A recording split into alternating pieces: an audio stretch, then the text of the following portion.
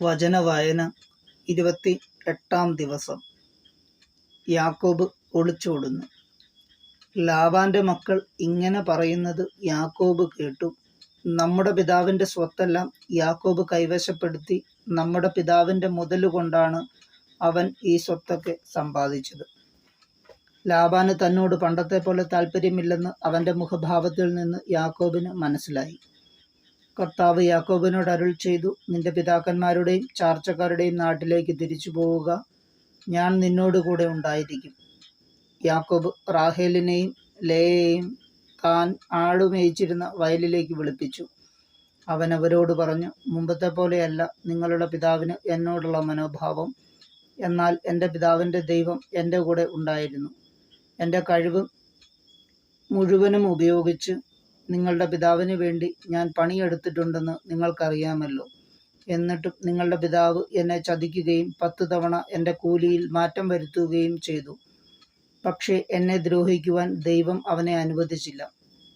പുള്ളിയുള്ള ആടുകളായിരിക്കും നിന്റെ കൂലി എന്നവൻ പറഞ്ഞാൽ എല്ലാ ആടും പുള്ളിയുള്ളതിനെ പ്രസവിക്കും.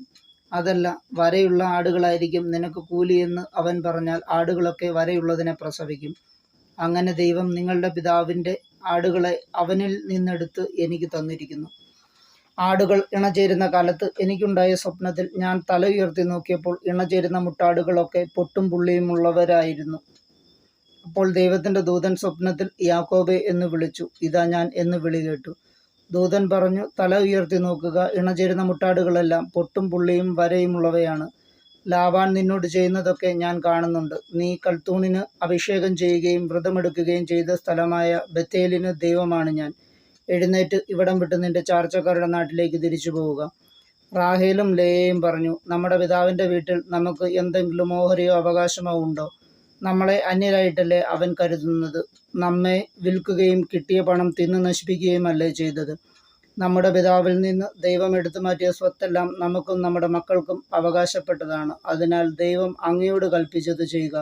യാക്കോബ് മക്കളെയും ഭാര്യയെയും ഒട്ടകപ്പുറത്ത് കയറ്റി അവർ കാലികളെയും ആടുമാടുകളെയും തെളിച്ചുകൊണ്ട് പാദാൻ ആരാമിൽ വെച്ച് സമ്പാദിച്ച സകല സ്വത്തുക്കളുമായി കാനാൻ ദേശത്ത് തൻ്റെ പിതാവായ ഇസ്ഹാക്കിൻ്റെ അടുത്തേക്ക് പുറപ്പെട്ടു.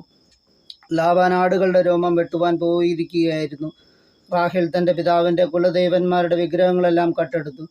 അരമായനായ ലാബാനെ യാക്കോബ് കബളിപ്പിച്ച് സ്ഥലം വിട്ടു പോകുവാൻ ഉദ്ദേശിക്കുന്ന കാര്യം അവനെ അറിയിച്ചില്ല.